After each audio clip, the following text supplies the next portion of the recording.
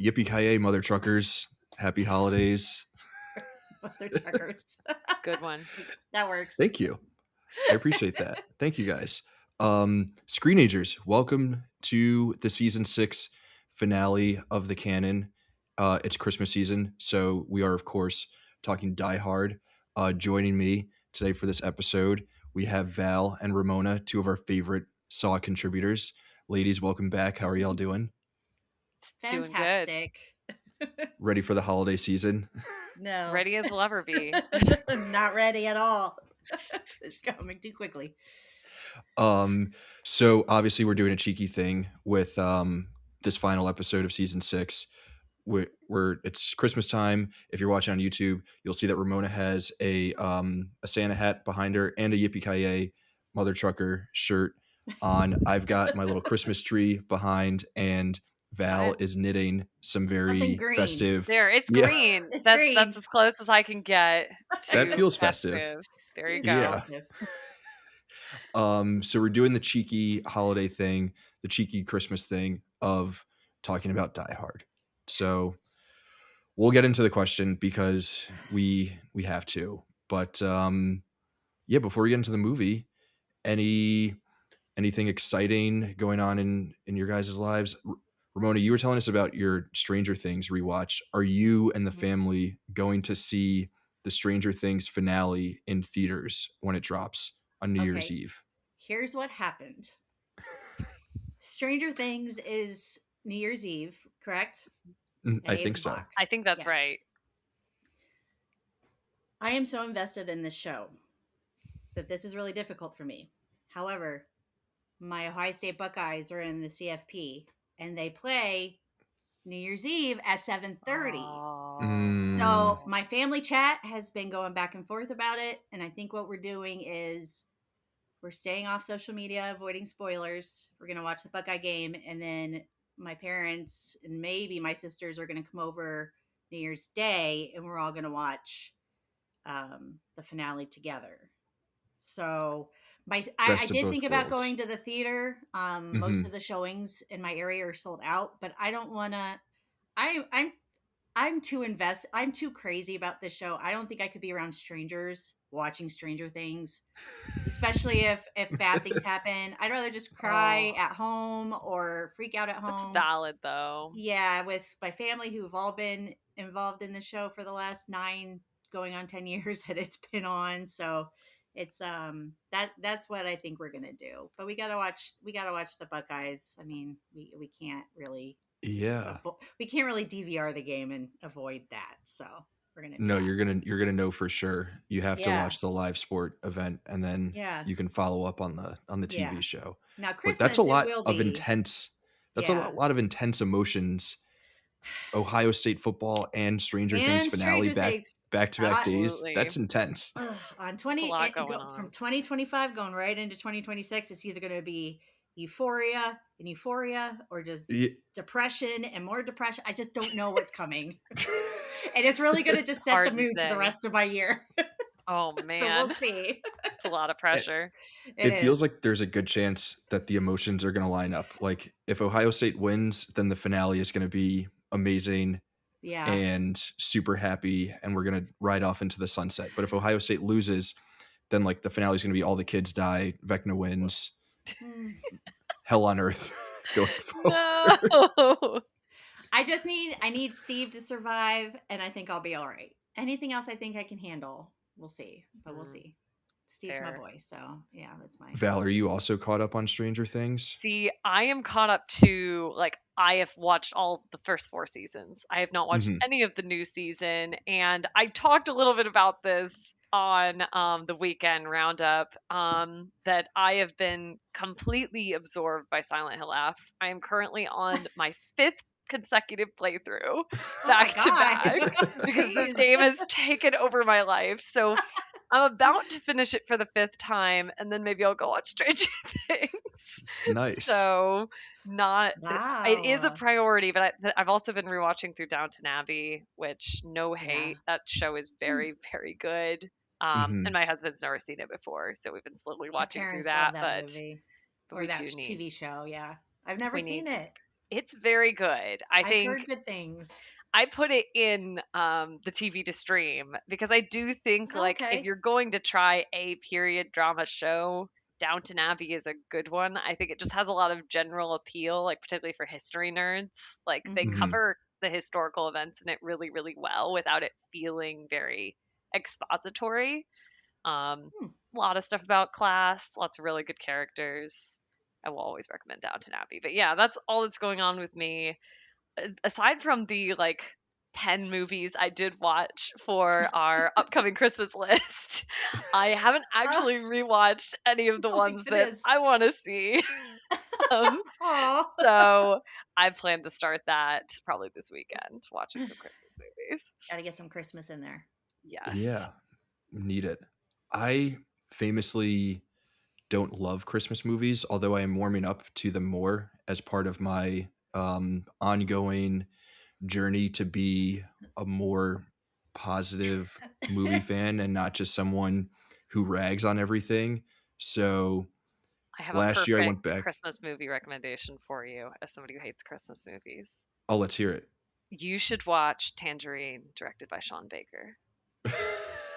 Okay, I do like Sean Baker. That is, Yeah. it is I've heard the that movie's good. Yeah, it's such a vibe because it's literally just about people who like on Christmas have to work. And I was like, Ugh. this is so relatable. Yeah. yeah. So God. recommend that one. Okay, I'll have to check that out. For a split second, this is gonna mean nothing to anyone listening, but for a split second, yesterday I was at a bar. I was at a local bar, and I thought I saw Sean Baker walk in, but it was just a guy. It was just a guy. It was just a guy, You didn't want to do those like selfies, like I met Sean Baker, and then the person clearly And isn't who they think it and it's is. just You just yeah. post it all over the internet, and you become part of a meme. I don't even know that he looked enough like Sean Baker for it to be funny, or that Sean Baker is like enough of a distinctly looking person for it to be funny. For Like people to I think know, Sean yeah. Baker is just like the most generic guy that you could imagine. Well, lots No of offense to directors him, but look like just yeah. a guy. They Like do. Yeah. it Yeah. happens. Yeah, it does. Oh my god. But it must be cool to be Sean Baker because like you look like just a guy. You just won 5 million Academy Awards last year, but you could still walk into a bar and And no 95% one of will know who people you will are. have no idea who you are. Yeah. That's the And so- dream. Yeah. But then there's going to be one person who's going to say, "Holy shit, you're Sean Baker. That's so Yeah. cool." Did you know you look like Sean Baker? Yeah. You look like, Has you know anyone that ever told you? director? Has anyone Yeah. ever told you? You should It's a check him really out. He's got some cool good director. Yeah. Yeah. So all that to say, we're warming up to Christmas movies. We've got the holdovers from a couple years ago, Oh, so which was good. Still good. need to watch that one. So good. It's great. I love It's Paul awesome. Giamatti, so I'm sure Yeah. I Yeah. love it. Oh, I love that one. That's that one. wonderful. I love the Home Alone movies. Yeah. For the first time last year, I watched like in earnest, like not just like as a child with my parents. I watched It's a Wonderful Life and Miracle on 34th Street. And I was thinking for good Christmas movies, I just need to go before 1990 and then I'll Yes. find Yes. really good stuff. Like Yes. before 100%. 1950, I'll The find good original stuff. Miracle. You watched the 1934. Was it Yeah, 1934? 30 Miracle yeah. That's on right. 34? That's the best. Oh my gosh. No I watch that comparison. one every year. It's a Wonderful Life is our Christmas evening movie. Mm, Might yeah. have to be Christmas Eve because Stranger Things is on Christmas. But yeah, it might be our Christmas Eve movie. But that movie every year I watch it. I never get sick of it. I love it so much. It's great. Yeah, so Yeah. they're good options. I like Mhm. Jingle All the Way. I like Elf. Ramona, we spoke Yeah. about Elf last Elf. year or the year Yep. before. Yeah. That's a fun one.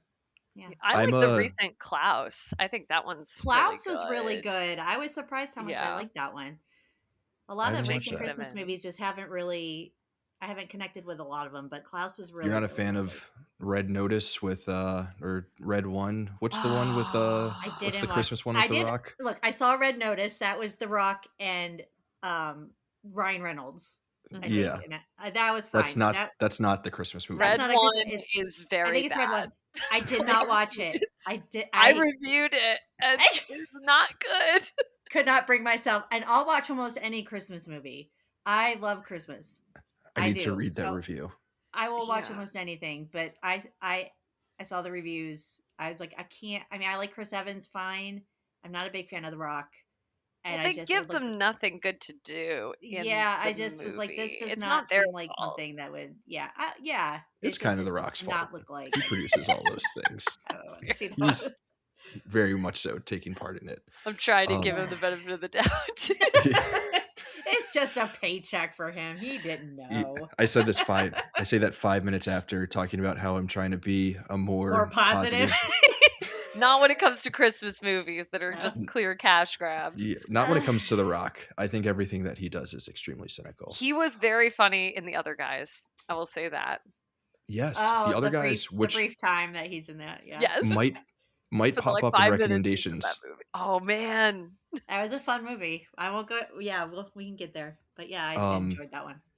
This probably isn't your guys' vibe, but for me on Christmas Day, my preferred viewing, like instead of a movie, I love Christmas Day basketball. Especially, I'm a big Knicks fan, and the Knicks usually play the early game. So like Yeah. Christmas Day brunch while watching the Knicks is like perfect for me. Even though they're usually bad, but they've been better recently. That's like, give me that over a Christmas Story any day, any Christmas day. What do you think about the NFL like coming in there and taking over Christmas Day? I hate it. sports? It also feels very cynical. Stay in your lane. Stay in your fucking lane. I was just gonna say that I've watched football on Christmas Day before, and I thought it was fine. No, I'm not a big I got mad at my dad fan, last year. but yeah, for watching football on Christmas. Yeah, he was like, help me pull up the NFL game on Netflix. No. And I was like, no, not at all. It's Christmas Day. We're watching NBA. We're watching the Knicks, and then we're watching the Lakers. Like, no, there's no football. I do feel like basketball is Christmas and NFL is Thanksgiving. Like those are they should stay that way. That's how it should be. Christmas is on a Wednesday this year. We don't need NFL football on a Wednesday. What are you doing? It's not right. That's valid, honestly. I would not want to watch football in the middle of the week. It's too stressful. Yeah, I'll put on like football like in the background for some stuff, but on Christmas we always have something else on. And I mean, I root for the Cavs. I don't know how they're doing this year, but like either a Christmas movie, go Cleveland, but I don't watch it. Have Christmas Home Alone movie on in the background. Yeah, Home Alone, Christmas or basketball, Story, Christmas Vacation. I mean, whatever. That's it. Yeah, nothing else is allowed. That's fair. That's fair. Before I get to, I guess I already am kind of worked up about. I'm going to be a more positive person in 2026. Let's talk about how much I hate NFL football at Christmas. It's not 2026 yet, so I can still be a bit of a Grinch. There you go. You get 2 weeks for now. I got 2 more weeks. 2 more weeks. So speaking of Christmas, all this Christmas time stuff, we're talking Die Hard today. To get into it, let's just get the question out of the way. No one likes this question anymore. Well, at least I won't say that. I take that back. People still like to have the discussion about whether or not Die Hard should be considered a Christmas movie. I think as someone who is striving to be more positive and open to things, I'm open to hearing both sides of the argument. Where do you guys fall on the debate of whether or not Die Hard should be considered a Christmas movie? Yes. Obviously. I hate this question because the answer is so provable that it is a Christmas movie. It all depends on what you define as a Christmas movie, I think. So it's a personal preference thing. It takes place on Christmas. It takes place at a Christmas party. There's Christmas decorations. There's Christmas music. And it's all about coming to see your estranged family at the most joyous time of the year. And family coming together and family dysfunction. It's a Christmas frickin' movie. I don't understand how anyone can sit there and say it's not. If you're going to say that Die Hard is not a Christmas movie, then you cannot say that Home Alone is a Christmas movie because Home Alone is Die Hard for kids. So if you're going to say that Home Alone, which takes place in an isolated home with a little kid going against bad guys because he's the only one apparently who can do it, but there's nothing Christmassy about it other than the decorations, the day, and the music, then it's the same movie. Yep. So if you think Home Alone is a Christmas movie, then Die Hard is a Christmas movie, and that is just I will not hear any argument saying otherwise because I am correct. I will die on this hill. And I actually wrote about this. You'll die hard on this hill? I will die harder on this hill, actually, with a vengeance, to say that this is a Christmas movie. And in our top 50 Christmas movies, I wrote a little bit about it, about why this is a Christmas movie. And if someone wants to argue with me, that's fine. But you are wrong. Okay, you guys go ahead. No, I completely agree that it is a Christmas movie, because I think when it comes to a Christmas movie, the question is Christmas in one way or another integral to the story? Mm-hmm. And is it just set dressing, or is it like part of the story in like integral ways? And I think it definitely is in Die Hard. Technically, and maybe some people will disagree with this, I'm not sure. I'm not 100% sold on the idea that Eyes Wide Shut is a Christmas movie. That was going to be my follow-up question. Yeah. Because, yes, it takes place on Christmas, but, like, okay. It's just kind of like you see some trees in the background of a few shots, and it's like, all right.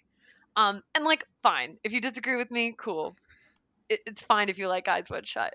But I think that Die Hard is so integrally a Christmas movie throughout. And the fact that it is Christmas matters to the story, to the characters, to every part of the movie. I don't think there really is an argument that it is not a Christmas movie because of that. I think for me, that's always been the big question with Die Hard, is how important is Christmas and the Christmas spirit to the movie itself and the story that it's trying to tell.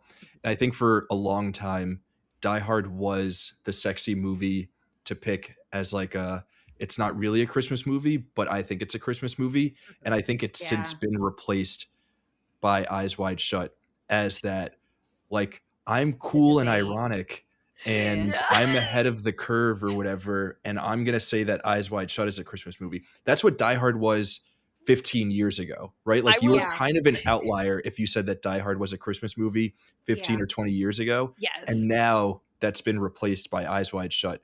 But I think, like you guys are saying, when I was rewatching this for this recording, Christmas and the Christmas spirit is actually a pretty important part of this movie, especially with like the estranged family coming together and sort of like the spirit of like redemption and all of that stuff that we so often associate with the holiday. A lot of that is extremely present within Die Hard. It's not like, you know, John McClane doesn't like walk away at the end and say like, I believe in Santa Claus, but he does have he does come to a conclusion of having something that resembles the Christmas spirit again. Yes, I completely agree. And I will say regarding Eyes Wide Shut that I did write on our Christmas list, because I did the write-up for that it is the Christmas movie for sickos, and I stand by that. Yeah, I mean, I'm certainly going to watch that this week. I don't know that I'm going to make my family watch it, but I will. I think I'll try to give Eyes Wide Shut a rewatch during this Christmas season. I've never seen Eyes Wide Shut, so I have no dog in this fight. I didn't even know people thought it was a Christmas movie. I have know nothing about it. It takes place on Christmas Eve. Yeah. I don't know. I don't know anything about it. I know Stanley Kubrick, right? And Tom Cruise and Nicole Kidman, and there's naughty things, and that's all I know about it. I've never seen it. I don't even know the plot. That movie is certainly on the naughty list. Is it? That movie is a lot. Like, I mean, I watched it thinking, you know, this movie came out 30 years ago or something like that. And I watched it and I was like, all right, okay. This like, is it really goes there. I mean, like, I don't know if if it's my vibe, but like, I can appreciate it for what it is in terms of like artistically, cinematically, in film history. But it's not in the canon, though. It isn't. Interesting. No, there are no Tom Cruise movies in the canon. Right. We've said this. Yeah. None and at we all. did just the last episode that we did is about 2001, and my buddy Dave and we did speak a little bit about Eyes Wide Shut, mostly in terms of how it ranks in my personal Stanley Kubrick rankings, and not so much whether or not it's a Christmas movie. Although we did pose the question, is 2001 a Christmas movie? And the answer is no. No. Yeah. But Die Hard. Easy. Yes. Die Hard is a Christmas movie. Die Hard, we're gonna say yes. Hmm. Okay, so now that that's out of the way, we've answered that question. We don't have to think about it anymore. Um, what are your guys' like initial thoughts? What were your initial thoughts on rewatch of this movie? What stood out to you guys as like reasons for this movie as one that we should consider to be essential and in the canon? Rewatching it for me was very fun. I actually hadn't seen Die Hard. I saw Die Hard for the first time many, many years ago. It wasn't something I grew up with. Um, but I watched it with my family a long time ago. Loved it. And I rewatched it now with my husband and my daughter who loves the movies with me. And she's going to be 13 in a few weeks. But she watched it with me and she had the exact same reactions I did through the whole movie. She was getting stressed. She was yelling at people. She was talking about at the end during the credits. She doesn't know who Bruce Willis is. She doesn't know Bruce Willis, and she saw he played John McClane. She's like, I don't know who you are, Bruce Willis, but you're a legend. Like she loved this movie. So it That's was a lot of adorable. yeah, it was Accurate. a lot of fun, like watching it with her and seeing how she reacts to things. And my husband was kind of like, "Do you think she should be watching this? It's kind of violent." I'm like, "She goes to horror movies with me. Like we watch Welcome to Derry. Like she's gonna be fine with Yeah. this." So she really liked it. But I think watching it now at my age, it's still it holds up so well. And I think in the canon, it's one of those. I think it's, at least for me, it was the first action movie I saw that actually gave a about the characters. Mm, Because you see a lot of action Hmm. movies and a lot of the heroes are very bland, a lot of them are very cookie cutter, the Hmm. heroines are very like, oh, save me, like it's just the villains are just, I don't know, there's just something about action movies to me that just seem very like, this coming from someone who loves romantic comedies where they're all very formulaic. I just find action movies to be the same, except not in the way I enjoy. But Die Hard, like I was like, I gave a crap about John McClane because he wasn't like the big buff, won't go down, won't die kind of like hero, no matter how much he Hmm. gets beat up. You know what I mean? He was the everyday man. I liked his wife. She had a brain. Like she didn't exactly like save the day, but like she stood up for people. She tried to help. She knew Oh, that she's her great. husband. Yeah, she was amazing. Alan Rickman. I mean, Hans Gruber. I shouldn't have been Okay. rooting for him, and I wasn't rooting for him, but like the accent and just You like kind of he's so, do root for him in yeah, a he's a so little little bit. bit. debonair. It just he's so Can calm and collected. Like can I he was just the quickly perfect. interrupt to ask Yes, another please. question that Yes. often we're not the first people to dive into this question, but while Oh we're here, we have to ask yeah. it. Alan Rickman, is he Snape or Hans Gruber to you? To me, he's Gruber. I I did. would I love say Harry Gruber. Potter, but and like I told my daughter, I was like that Snape from the Harry Potter movies because she would know him. Hmm. And this was his first movie. Alan I think Rickman's he was first like big I think he was movie. a stage He's a actor stage for a actor, while yeah. before. Yeah. Oh my god, but like just to me he's Hans Gruber because I feel like Snape's fine, and I think for people who enjoy Harry Potter, like that's their iconic Alan Rickman role. But for Hmm. me it's Hans Gruber. It's just I he was so much fun to watch on screen. He's so magnetic, and you just knew even if his his German counterparts, like his minions were dying, you're like, whatever. But He'll you be want to okay. see what happens Yeah. with that showdown. Like that was what the whole movie's building toward. And it's just I don't know. I just feel like the way that Die Hard holds up, the performances are fun, the comedy is on point, even when it Hmm. shouldn't be funny. It's funny. I mean, there's just so much about it that, and you can see the influence of this movie in so many more modern action movies that are trying so hard. There's so many knockoffs of Die Hard, and you just can't come close to it. I feel like it's one of those lightning in a bottle movies too. That is Mm. just it's a classic now. So this has to be essential. You have to watch this movie, even if you don't like action, even if you don't like Christmas. Like you will like this movie. I swear, you will enjoy. I didn't like action movies until I saw Die Hard. I was like, this movie's amazing. That's why I love it. I think it's the peak of the genre. But Val, It what were might be. your Yeah. Yeah. What To stood out answer to you on the rewatch? Yeah. Okay, so I guess to start my thoughts, rewatching this is I think that like even now it is so rare to see an action star that genuinely feels vulnerable. Mm-hmm. Mhm. Like when his feet get all messed up, you Oh, are like, so how painful. is he gonna make this one happen? Like he doesn't feel like invulnerable, I guess, in the way that say like James Bond just kind of Mm-hmm. bounces in and out of action scenes. Like he really just feels like a guy Yeah. who Mhm. is He's trying navigating these to beat situations. up. Yeah. And it makes it so much more compelling because I think it isn't just him going in and brute strengthening these encounters. A lot of times he's being really clever. Mm-hmm. And Mhm. Exactly. that's Yeah. some of the appeal too, is to see how he's gonna like kind of use his wits to get out of these situations. Mm-hmm. It holds up so well. And to answer your other question, I think for me he is Hans Gruber, because for me, like, I didn't grow up with Harry Potter. Like I was as I've mentioned before, I grew up very religious, so I was not allowed to read or Oh, consume Harry Potter for most of my life. So by the time I could, it was like, cool, I'm watching this as like a 19-year-old. It doesn't mean anything to me now. Yeah. right. Um, but so for me, I think like this is the lasting performance that I still like Yeah. really, really enjoy watching from Alan Yeah. Rickman. Mm-hmm. He's 1,000% Hans Gruber. But Yeah. Oh, yeah.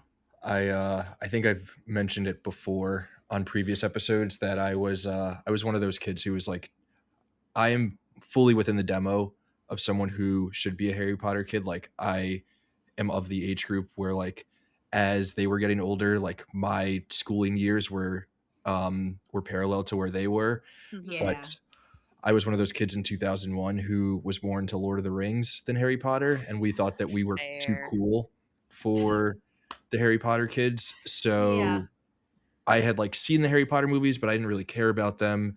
And then when I was like 13 or 14, I watched Die Hard and I was like, that's fucking awesome. And then by the time I got back to the Harry Potter movies, I was like, oh shit, Hans Gruber is in these. That's cool. Yeah. Also very magnetic as Snape. He is like Yeah. Mm. you just love him on Yeah, anything. but And he was, actually, go ahead. oh no, I was just going to say, I No, never thought of him as yeah, Snape. as Yeah. Snape, he was Hans Yeah. Gruber. And actually, for me, when I first saw Die Hard, I had already seen Sense and Sensibility.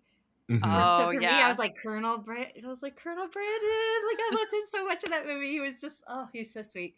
But seeing those different roles that he could, and I'm sure, I mean, people always like, okay, well, there's so much more to Alan Rickman than Snape, because I think a lot of Hmm. people when he passed was like, oh, he played Snape, and I'm like, no, that was Hans Gruber. But like he's had other fantastic roles and everything, and he was a I great think actor. But so it's not with just Alan Rickman, but with Bruce Willis, like a lot of people in 2025 um, have only known Bruce Willis as Bruce Willis, the action star. Mm. But yeah. Bruce Willis, Oh action star in yeah, 1988, when Die Hard was first released, yeah. was an insane thought. Like he Mm. was very far down on the list of Yes. people who they wanted to play this role. Yeah. And this is in the late 80s. So we have already kind of established the stereotype or the template for what an action star looks like, right? It's Sly Exactly. Stallone as Rambo. It's Arnold Mhm. Schwarzenegger Schwarzenegger. in everything. It's Yeah. Jean-Claude Van Damme and those guys, right? Who Yeah. were just like you guys were saying, they're invulnerable. They can take down anyone. They can take bullets and it's nothing. And then you get Right. Bruce Willis, this dude who was on a TV sitcom, and they were like, we're going to Moonlighting. make him the Yeah. star of an action movie, to the point where the studio was so skeptical about him as an action star that early promotional posters just featured the 20th Century Fox Tower as Nakatomi Plaza. Wow. Come It on. didn't I have didn't That's Bruce know Willis's that. face at wild. all. Now his face is like right there on all the new ones. Like And it's just so now, funny. I mean, it gets even sadder now when we think about like what's happened Oh, to Bruce Willis Yeah. yeah. in terms of like his sickness and stuff. But Hmm. for up until that news was announced, like people really only knew Bruce Willis as an action star. Yeah. Yeah. And that's because he was amazing, incredible as John McClane. And we'll talk about the sequels like throughout the episode, but I think one of the interesting things is that like, so in the first Rambo movie, the Rambo character in First Blood, Sly Stallone like is pretty vulnerable. He's like very emotionally intelligent and has some depth as a character, but we quickly lose that and he like just becomes killing machine going forward. Machine. Rambo. But and John McClane, like you guys are saying, extremely vulnerable, both like emotionally and physically. Like we see him physically get hurt in ways that you're not used to an action star getting hurt. But that vibe kind of stays with that character until like at least Die Hard with a Vengeance. And then he becomes and he's jumping off planes and onto yeah. To bring it back to The Rock, like The Rock could never do a role like this. Yes. Because it's not good for his image. Yeah. I was gonna say he would make sure that he wins every fight, because I think that's part of what his contract is. Like, I cannot lose a fight.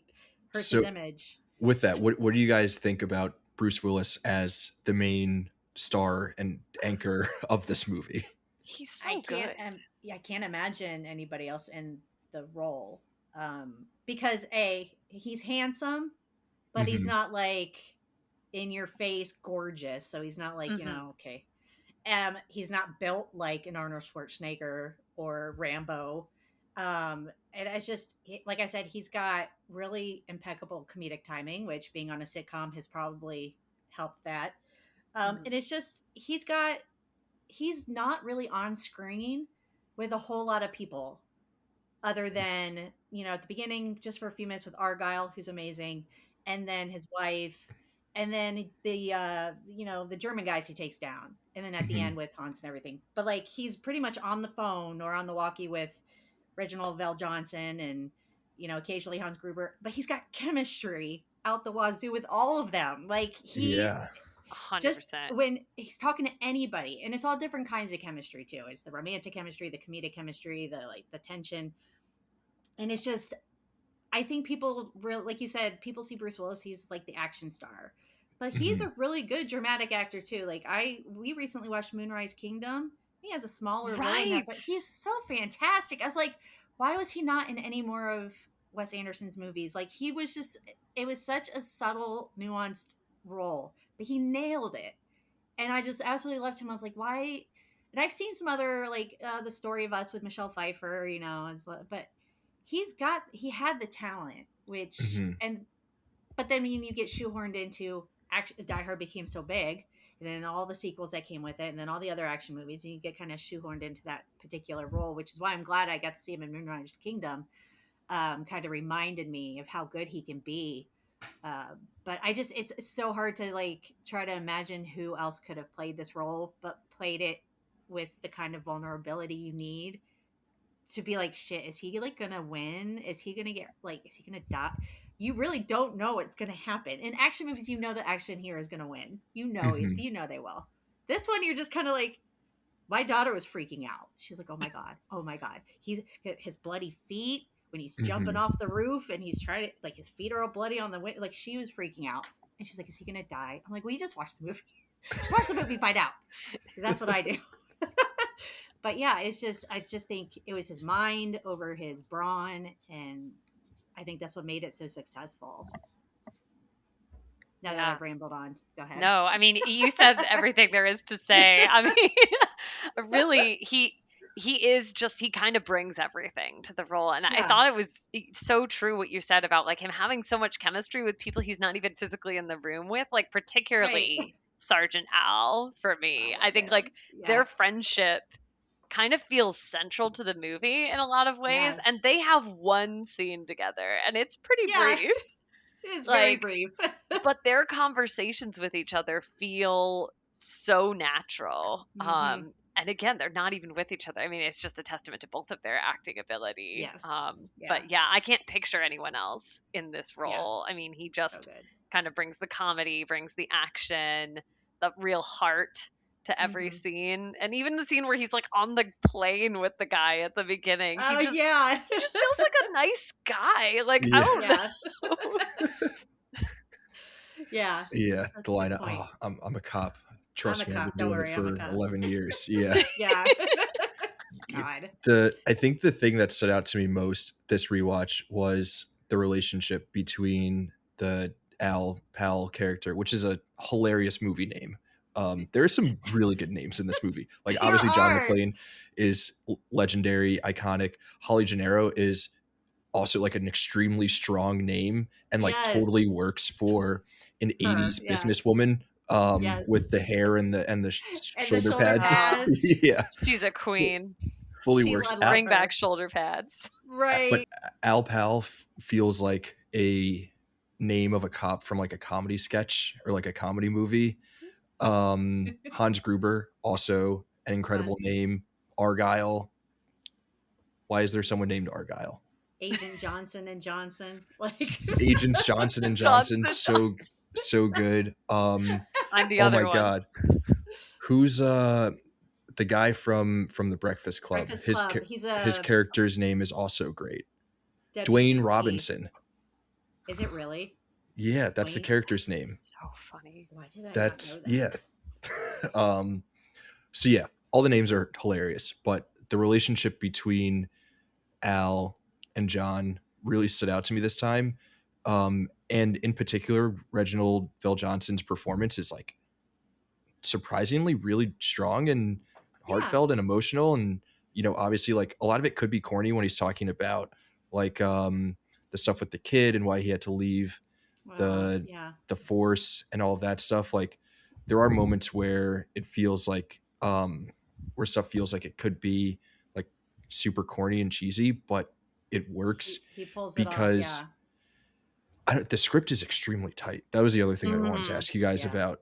The way that information about characters and like the plot is carefully disseminated and like dropped in throughout the movie to keep things moving along and keep the momentum going forward, which Val, I know you're talking about momentum in your Wake Up Dead Man review, but how do you think that the momentum here works in terms of like how that info is given to us throughout and then like leads to these moments of earned emotional climax or whatever?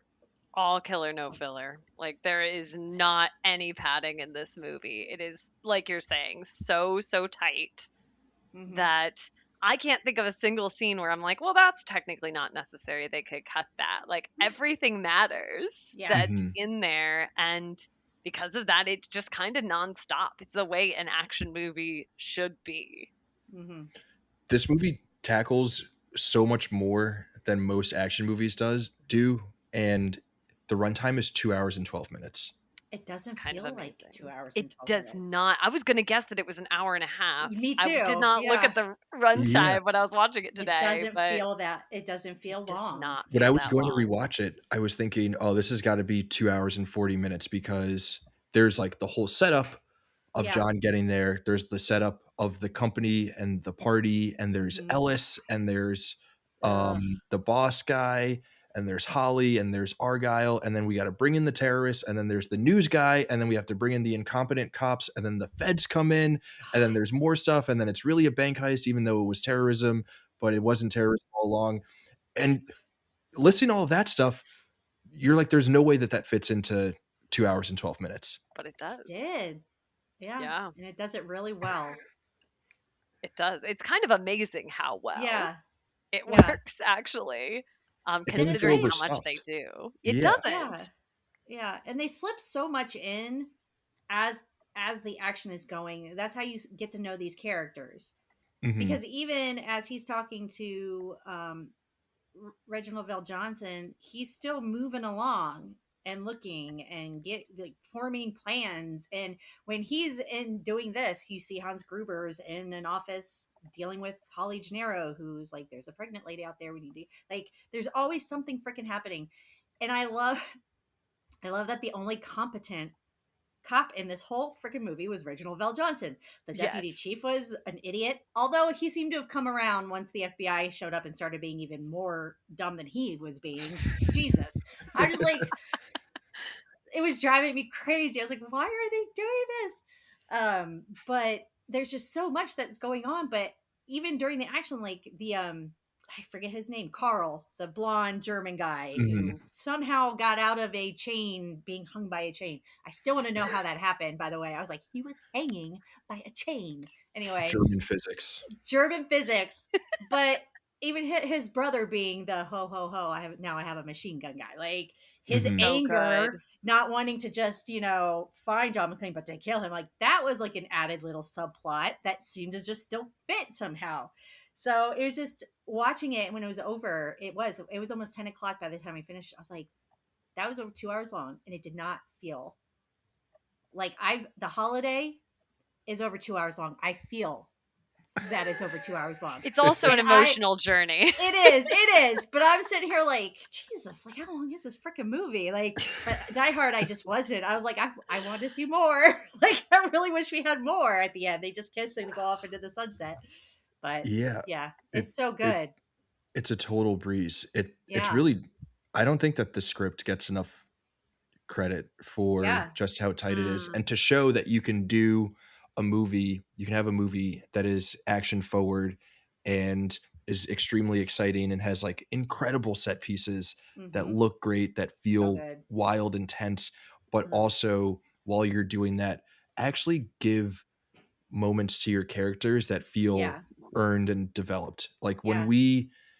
when we see that Hans learns who Holly, like what Holly's connection is to Oh, John, he realizes. all Yeah. like all of that setup that we're doing throughout the movie, early on in the movie, to give you just enough information for where they are in their relationship and what's going on. Like there's payoff at the end. A lot of Right. times when modern action movies do that setup, then the moments later on feel extremely unearned because they're rushed and Yeah. the characters don't feel like real and lived in. Right. But in Die Hard, like the characters going through those big action set pieces like only furthers their character development. Correct. Yeah, Yeah. I think it's such an important point, like what you said, of how they're able to kind of breadcrumb the information without slowing anything down. Like, I think of Mm-hmm. the scene at the beginning where he's searching for her name, puts in Mhm. Oh McLean and doesn't God. see it. We don't Yeah. need him to vocalize what's happening because we can see it. And we're like, Yeah. oh, she's using her maiden name. Her maiden And name. there's a lot that this movie does like that, where it's showing us what's happening Yeah. without any characters having to stop and explain, and it really keeps things moving and Yeah. still makes us feel like we're learning the information as we Yeah. go. But like you Yeah. guys were saying before, even when characters are explaining it, it's done within the context of like The still scene. Yeah. still moving Hmm. the action forward. It's not like Right. action and then we stop and characters tell us about their lives and then we go back to action. They're giving us the breadcrumbs throughout the action, right? Like Hmm. when Al Yeah. Pal is telling John why he's no longer on the force, it's like within the context of still trying to figure out a way to Yeah. defeat the the Germans, you know. Well, and it's great too because even after that scene, he's the one who shoots Carl at the end and saves John and Holly when he comes out with the Hmm. machine gun. So Yeah. there's that payoff that he's like, he's like, I haven't been able to fire my gun since he shot the kid. And he just does it. And you can see it in his face, like he's going to be okay. Like he was able to do it. Yeah, he gets an So end to like his mini arc yeah, in the sense of, he gets yeah. closure. Yeah. And I love that. And I love also when you mentioned he's looking for her name and sees that it's Gennaro. And that makes total sense then why he would bring it up later when they're alone in that bathroom and it Hmm. starts the bickering, which if you've been around a couple or anybody who are going through hard times, how quickly one question can turn into Oof. a bitch fest at each other.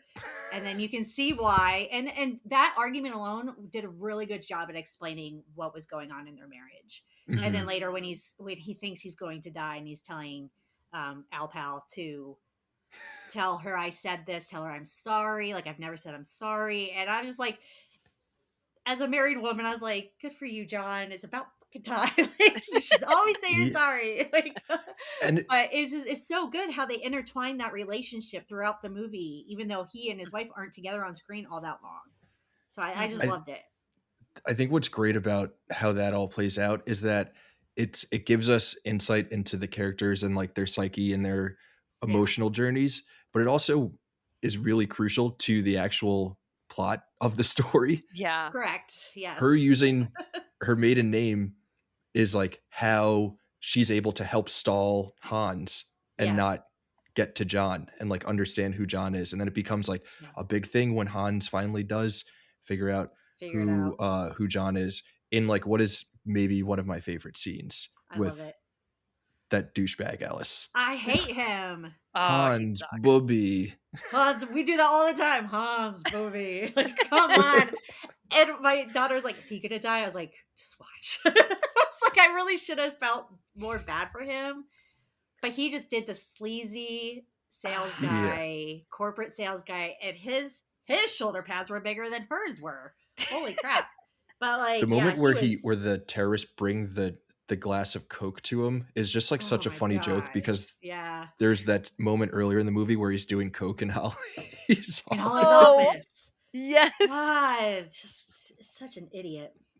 He's spending the whole movie like Yeah. All sniffling. sweaty and God. Honestly, I mean, jeez. props to that actor. He really plays did it up really that well, yeah. role the right amount. Yeah. But I think the they also overly needed, like- confident finance guy. Yeah, Yeah. they need to up the body count of anybody who's not a bad guy, because there is a lot of bad guys dying. But like, you had the owner of the company, and then this guy, and it was just, I was more That's upset also- about the owner of the company dying than anything else. Yeah, I didn't even know him, but I was like, oh damn it. But that's a really interesting scene because it tells us so much about who Yeah. Hans is, like right off Yeah. the bat. Yeah. He's not afraid to pull the trigger. He's not gonna bluff. Which, I mean, he tried to do that to John McClane, and that's one of the scenes where he's got the fake cowboy accent and he's pretending to be, you know. I always love that scene too, because the first time I watched it and he gave him the gun, I was like, you idiot. Like, why do you do that?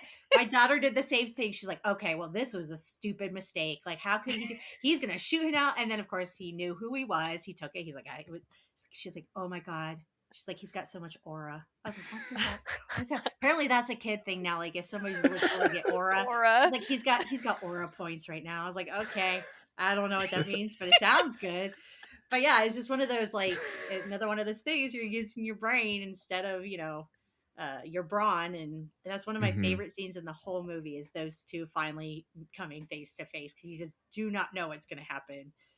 I love it. Oh, what's the matter, Hans? No bullets? Yeah. So good.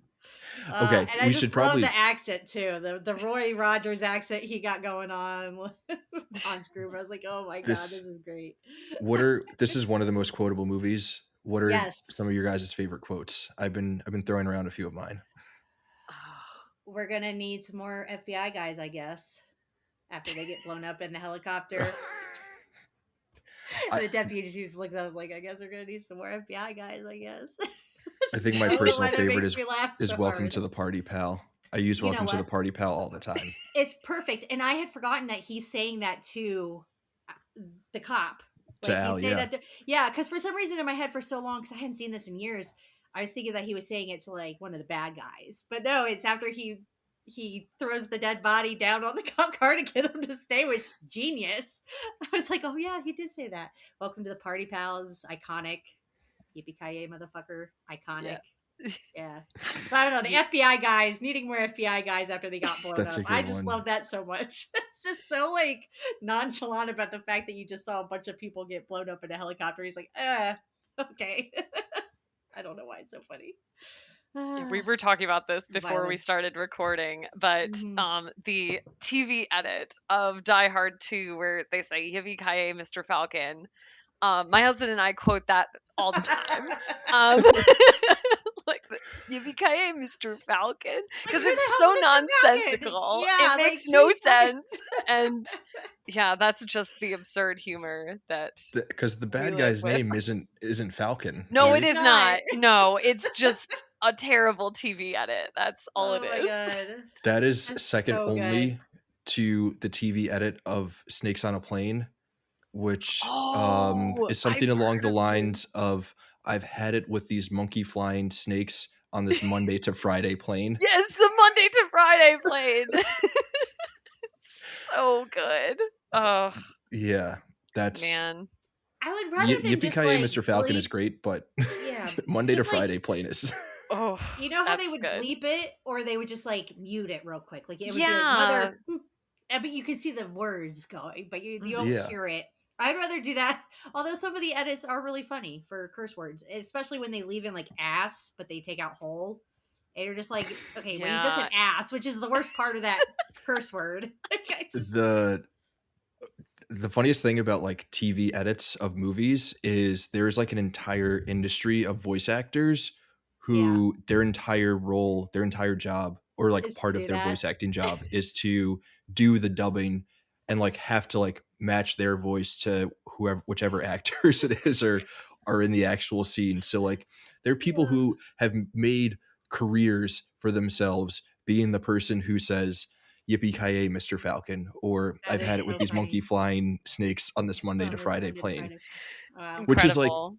that has to be the coolest way to make Follow your dream, money. man. Honestly, if I met somebody in a bar and they told me like, I was the person who did like Samuel L. Jackson's voice, I would be Yeah. like, I would shake their hand. I'd be like, that's Yeah. pretty awesome, It honestly. is Yeah. pretty awesome. You would That's buy them a amazing. beer. You would. I I would. would. Yeah. That's a great job. Incredible Honestly. job. Yeah. God. Everyone is a hero. Yes. Yeah. I love it. That's so How do we funny. get back on to We were on Die quotes, I Hard? think, right? So, oh yeah, we were at Yeah. great quotes. Yeah. So, Great quotes. okay, the script is amazing. The characters are great. All the performances are wonderful. The names Yeah. are iconic. I think another thing that like really helps this movie is that John McTiernan, is there an N in there? Did I throw in an extra N? Yeah, John McTiernan, the director of this, like shot the hell out of this movie. Like this movie looks incredible. This It's movie looks incredible. Insane. so good. And it This is one still of the looks good. Mhm. Considering this like was wild what, 80, concept. what year was this? 88. 88. 88. And There it are still action looks movies that came out incredible. last year that don't look this good. That don't look Like, that good, yeah. honestly. Practical effects, like it's so good. The editing of this movie is great. Just there's 100%. really so little that I have to criticize about this Yeah. movie.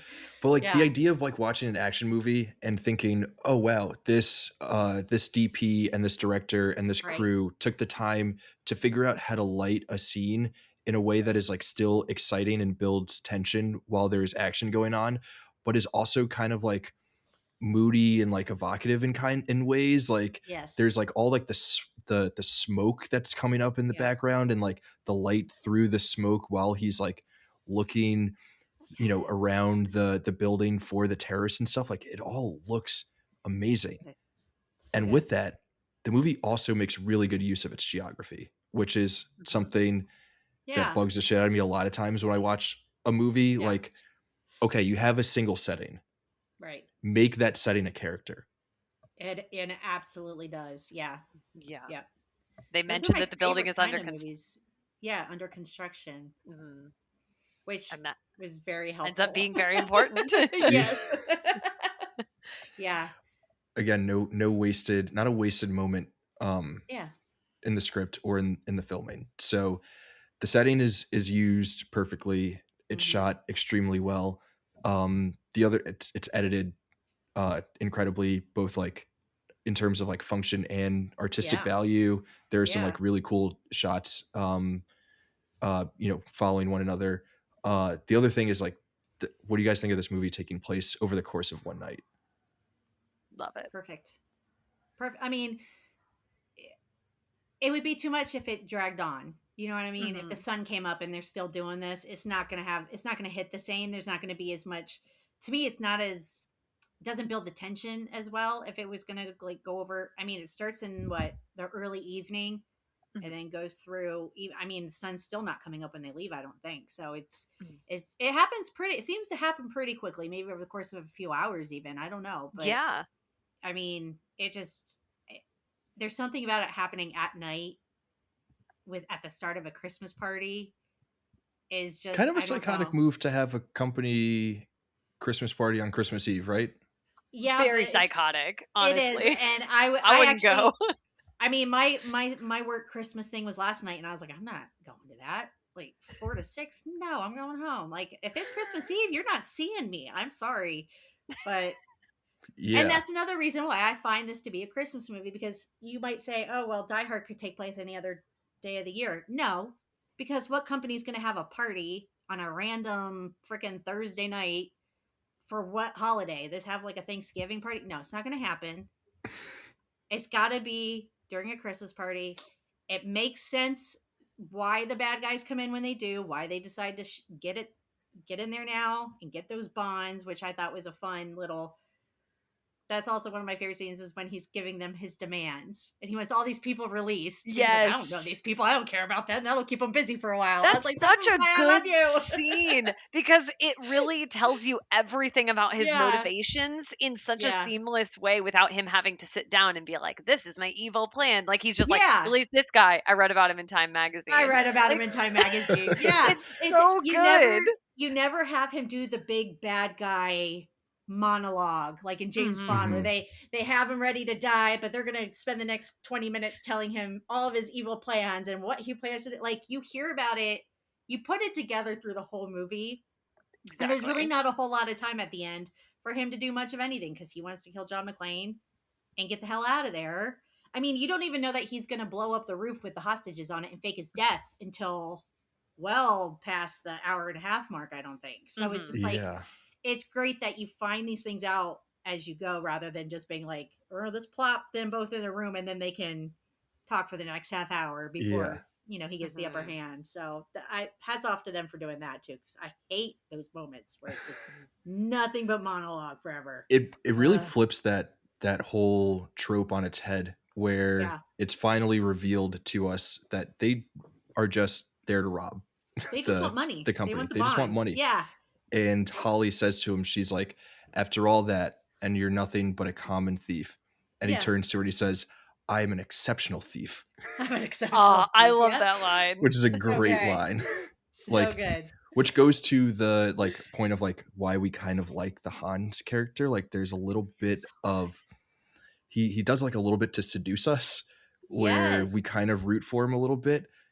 Yeah, I like your arrogance, Hans. He just I like wants that. to get money and get out. He just wants money. Like he doesn't give a crap about the people that's going to be released from prison all over the fucking world. Like that's not going to happen. Which is also, I love that guy, the deputy chief, after he gives him those demands, he's like, I got some calls to make. I'm like, God, you're so stupid. Because Reginald Bell Johnson knew it was bullshit.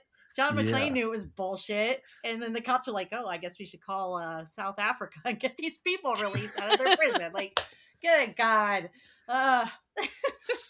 That's okay. The other great thing about this movie is, which I think you guys kind of spoke about a little bit, is the fact that John McClane is like, with the exception of Holly and Al, he is surrounded by complete incompetence. Yes. Which is and one of my favorite tropes yeah. in action movies is the local PD being the most incompetent force out there. The woman at the beginning that he's on the phone call with, and he's telling them that they're being like they need people to, she's like, sir, you know, this is a private line and you could get, and he's like, come and arrest me. He's like, does it sound like I'm ordering a goddamn pizza? Like, he's so pissed. He's like, what the hell That's another great line. Yeah. You feel his frustration, and he's a cop. And I love that Al Powell, he recognized that in him. Like, he could recognize the fake ID. And of course, they're like, well, he could be a bartender, of course, you know, which is a valid point. But that's instinctual thing that they have for each other that he knows. And he doesn't want to get on the walkie and say, hey, I'm a cop from New York, because then Hans Gruber is going to know too. And they're going to, you know. But I just love that it's like all these stupid people. And all he can do is just yell down from the window. He's got to throw a body down onto a cop car just to get the guy to take him seriously. So I get it. I mean, it doesn't really paint the boys in blue very well, but I mean, what can you do? Yeah, I think it's actually part of the thing that makes him so compelling. Like, on top of the things we've all already mentioned, that he's like so charismatic and so interesting to follow as a character, there's also the fact that he just not only has like is surrounded by idiots, but like he's also kind of a fish out of water. Like, he just flew in from New York this morning. He's supposedly never been to California before. At least he talks like he hasn't. So he's in this new state. Come to the coast. We'll have a couple drinks. Have a couple laughs. Like, he's never been in this building before. He doesn't know anything from anything. So he's like really in the worst situation possible here, and has to he doesn't know the building at all. Of it. Yeah, gotta figure it out. Yeah, that's a good point. And we did Yeah. talk about the shots. You said the way that they directed it, the way that they shot it, and it looks so good. I will say one scene that I know is pretty iconic too is him in the vent when he's Yeah. up there in the vent and he the little flicker of his lighter. Mm-hmm. There is something about that now that I appreciate because the way it lights up his face and his green eyes are so pretty in that moment. He just flicks it on. I'm like, okay, like I really see now why people love this. He's a Thing. handsome guy. He was a handsome guy, yeah. Handsome, charismatic See, dude, but in a very getting all warm in unconventional the way. face. Yes. But also Yeah, that, like, again, going back to what a wild concept. Let's take time yeah, to properly light our scenes right. in an Him in action a movie. vent, yeah, Yeah. and Mhm. the way they do it is just like it lights up everything. You see his entire and just like his that's his come out to the coast. We'll have a few laughs. Yeah. Like it's such a sarcastic, almost like a throwaway line because it happens so quickly.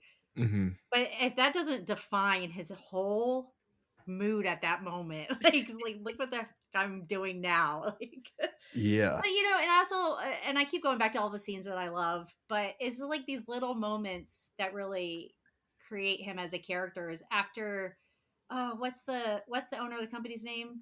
It's not Nakatomi. It's Takagi. yeah, something like that. When he gets shot and killed, Mm-hmm. and John watches it happen. And then he's Yeah. beating himself up for not doing something first. Like, why didn't you do something? Like, why didn't you go in? Why didn't you try to shoot? Why did you stop? Like, he was beating himself up over that. Of course, he didn't have a whole lot of time to linger because then the German guys were hearing him and he had to run and hide. But like, it's just those little moments I think that really make him a three-dimensional person instead of just that cookie cutter action hero. Where he'd Mhm. probably just run off and oh well, somebody died, gotta go, load up or whatever. I don't know.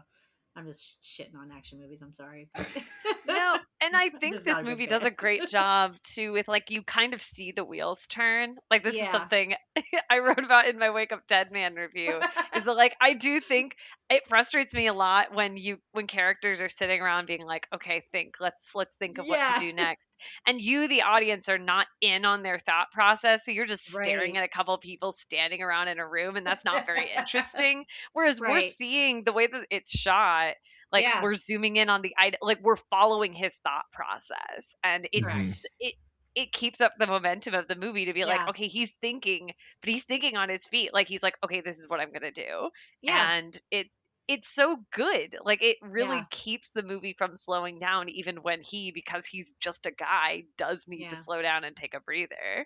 Oh man. He's That's a about to really fall good over at the call. end, man, when he comes out with the machine gun with the Yep, gun taped to his back. with tape to his back. He's like Yeah. hunched over. He's tired. He's sweaty. He's bloody. He's like his feet are all like he's done, but he still had enough energy to save his wife. So yay. With that, another thing that I was going to mention that, like, so I think what makes this movie so good is that we've really listed like many of the tools of filmmaking and like the things that Mm-hmm. go into movies that like we can like break down in a certain movie and like what it is that they mean or like how they help us understand a story. Yeah. But the costuming of John McClane, right? So Like good. the idea of having him take his shoes off, which Oh, adds Yeah. to him being Oof. a vulnerable action star, but Mm-hmm. is also something that is laid out to us in the very first scene And the first thing, yes. take in your terms of shoes this, off, run them through the carpet. and then Yeah. Make watching fists with your toes. watching his undershirt go from like pure White. white to gray and dark and Yeah. sweaty as he's Soot. going Yeah. through the ringer, and then it's finally Yeah. off and like he's disheveled. His Yeah. outfit is disheveled. He's just in pants. He has no Yeah. shirt, he has no shoes, he's just Bloody. in pants, Ugh. bloodied, tired, sweaty, Yeah. exhausted. Like all of Yeah. that stuff adds to our understanding of both like him as a character and Mm-hmm. the movie. Yeah. And it goes to show that like, right, like when we are ragging on modern day action movies and like things that do not live up to the hype of Die Hard, even though many things are derivative of Die Hard, like Right. this movie works because it took the time on the front end to understand all of those things and Right. how they should be at play and like work to make your movie good and Right. enjoyable. Like Right. it's more than just getting an action star. You have to get the right Yeah. person for the role. You have to understand how to light a shot. You have to understand what the costume is telling us about the character. Right. All of those things matter in terms of, Yes. yeah. Yeah, Absolutely. absolutely. You have to have that. You have to have it.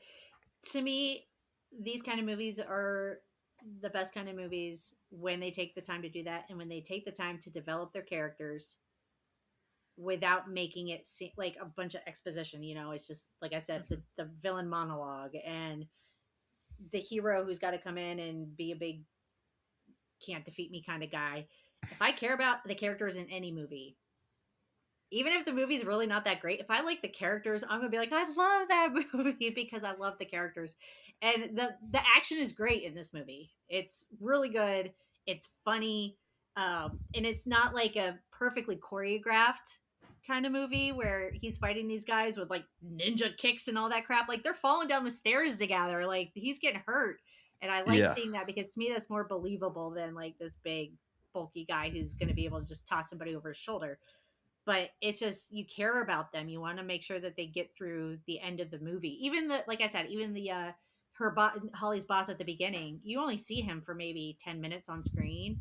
And I still was really bummed when he died because I was like, well, he was a nice guy. She was trying to protect him when he was going to step forward. She's like, don't say anything. So it's just you care about him. The action is great, and there's so many funny moments just sprinkled in here and there to kind of relieve the tension a little bit. And it's just so it's perfection. Yeah. It's just a movie that works. Like It I can't think does. of any part of it that doesn't really work for me from scene to scene. Like it kind of navigates these different genres it's tapping Yeah. into really, really well without it feeling like, oh, and now it's a comedy and now it's serious. Right. Like it all just kind of seamlessly works from start to finish. Yeah. And everybody gets Yeah. their one of my favorite scenes too is when she gets to punch the reporter at the end. Like, I hate that guy. Like, I mean, he Yeah. was really the reason that Hans Gruber found out who she was. It could use her, to try to get to John. But man, that guy was a sleazeball. Everywhere. They're all over the place in this movie. God, just want to see A more. lot of sleazeballs. Everyone's So incompetent. many. God. And it all, again, back to the point of like, we listed like all of the different characters and all the different like subplots that are going on. Yeah. And you think, okay, like this movie's already overstuffed with side characters, and now we're going to introduce a news reporter, but it totally works and it fits There's a within the reason movie, why. and it Yeah. doesn't slow it down. And then it helps us get to that, like those final scenes where like all of our favorite characters end up having their moment. Holly has her moment. Al has his moment. Yeah. Argyle gets a moment. I John love obviously him. gets his Incredible. his ending Argyle's the best. that he needs. Yeah, Argyle is a great side character. Yeah. For Even sure. Argyle gets to punch someone in the face at the end of the day. Yeah. Gets to knock him out. That was He so punches good. like the computer tech guy. The computer right? tech guy. He was so obnoxious. I was waiting for that scene. It's like, Yeah. I was like, That he guy- might have been the only bad guy not to actually die because he just got knocked out in the car. Like he didn't actually blow up or anything. So Yeah. Next time, Die Hard 2. I never saw Die Hard 2, but maybe I don't know. Oh, really? Wait, Val, were you also saying that you haven't seen Die Hard 2? I haven't seen any of the other Die Hards. I've only seen the first one, so I guess I have to get on that. I've seen 3 and 4. Was 4? Okay. Which one was Vengeance? Was 3, right? Die Hard with a Vengeance is 3. That's Sam Jackson. That is easily the second best one in the series. Yes. Timothy Oliphant, the one with his daughter. Timothy Oliphant, the one in DC, is 4. I was a bit of a Die Hard guy. DC. Well, I have to watch that then one. you know. Yeah, that one was good. I liked that one. And I love Timothy Oliphant because he's got the crazy villain eyes. I just think he's awesome. That one is solid, but it doesn't quite reach the heights of 1 and 3. Mm-hmm. 2 is okay. Maybe is that 2 and Jeremy Irons? No, Jeremy Irons is 3. That's Die Hard with a Vengeance. 2 is when I think that might also take place in DC, but that one takes place fully in an airport, right? Yeah. Yeah. There's also an airport. I can't remember. There is an extremely fun fact. DC doesn't have any airports, so interesting. They're all like around DC. Okay. DC is not like huge in terms of its city. Yeah. They're like slightly outside of the city limits, but DC does not have any airports. One of those I was going to say there's an extremely unfortunate scene in that movie that involves an entire plane of people on the runway Oh no. going up in flames, Gee, which is oh my like god. Yes.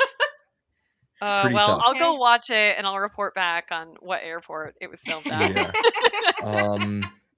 Yeah, I guess, okay, this is going to be really, really, really unfortunate, but between the first 3 Die Hards, where 1, you're getting stuff happening in a tower, and then Yeah. 2 it is at an airport, and then 3 is in New York Yeah. City, and you put Rough. those together, and is this the most cursed franchise of all time? I Like, think it is.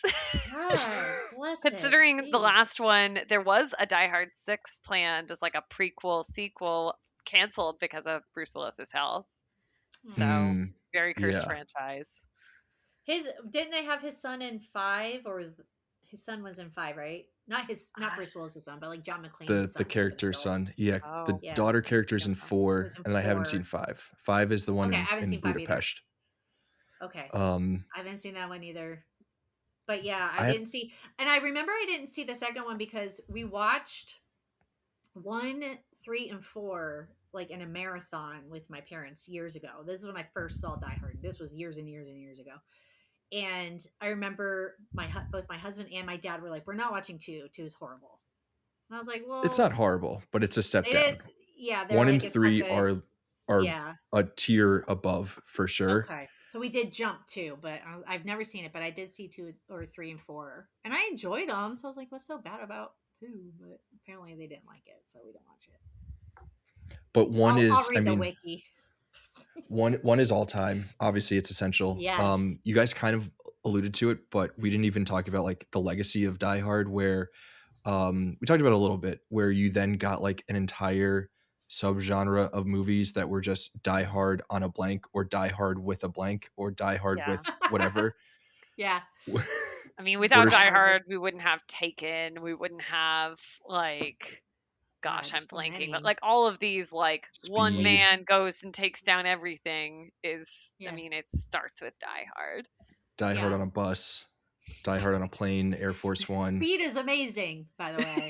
That's what you're talking about. Speed is. I love Speed. So good. Early 90s Keanu action movies, Speed and Point Blank. I'm in. Yeah. I'm fully in. Yeah. Yeah. Home Alone being a Die Hard movie is a great shout. It is. I don't think I'd heard that before. It's a family. Think about the plot of Home Alone. Think about the plot of Die Hard. And you tell me that this is not just Die Hard for children. Home Alone is, when you want to watch Die Hard with your kids, but you don't want them to watch Die Hard, you watch Home Alone. You get as much, well, not as much blood, but you get the violence. You get the burglars who are robbing people. It's Christmas time. You get Kevin McAllister, who's home alone. He's got to save and protect the house. And he does. Yeah. And he uses his. And he's getting no help. Smart. He has no help. He's smart. He puts booby traps all over the damn place. He knows what to do to keep them at bay. I swear to God, it's like Die Hard Mini. That's a great call. That's just how to, yeah. Well, I know this because my oldest daughter loves Home Alone, and it was on Freeform or something, whereas every 5 minutes there's commercials. And she came out and she's like, "Can we watch this without ads?" So I put it on, it's on streaming somewhere. And we watched it, and I was sitting here, I was like, good God, this movie is violent. I was like, this is Die Hard. This is Die Hard for kids. And so I will stick to that. I completely agree, and I have more to say about that, but I'm going to save it for my recommendations. Is it Home Alone? More about Home Alone specifically? It isn't, but it might as well be. And hey, Home Alone 2, Lost in New York, could be Die Hard with a Vengeance for all we know. I don't know. Could be. I'm not a big fan of Home Alone 2, but it could be. You never know. Yeah, I mean, we've seen so many. I think the issue now is that like we got like a round of imitations. So like things like Speed, where they're still kind of fun, still pretty good, still really, really good action movies. And then from there you get things that are like derivative of Speed. And that's where it starts to go downhill. It starts to go down, and we're just getting watered down versions of Die Hard that don't fully understand like what it is that makes the original Die Hard so special. And that is, the reason that it's so special is all the things that we've laid out. Yeah. I don't know that. I mean, there are more things that we could, chat about with Die Hard, but we might be able to jump into recommendations unless there's Mhm. anything else that you guys need to bring up with this movie. God, I feel like Yeah, we they got touched on just about everything. yeah. I do All right. love the 80s-ness of this movie, especially after finishing watching Stranger Things, which takes place Mm-hmm. in the 80s. Holly Gennaro's hair. My daughter was like, Yeah. that looks like Nancy's hair on Stranger Things. I'm like, this is how they wore it. Like this is the That's 80s. These that's what these people were the looked like in the clothes. 80s. That was the Yeah. hair. Like this is I was like, those things in her jacket are shoulder pads. Those were not her shoulders to give you more. She's like, those are ridiculous. I'm like, they are, but that's how they wore. This was the 80s. And it's just something nostalgic about it, just watching it. Especially, I was born in the 80s. Well, I won't tell Mm-hmm. you how far back I was born in the 80s, but I was born in the 80s. So, like, when I watch these movies, it's just like, oh, a simpler time. I miss it. Fair. Yeah. I like that it's an 80s movie. It's cool because it's like late 80s, so it doesn't it feels like it's not within that like heart of the 80s where everything has a particular look and Look feel.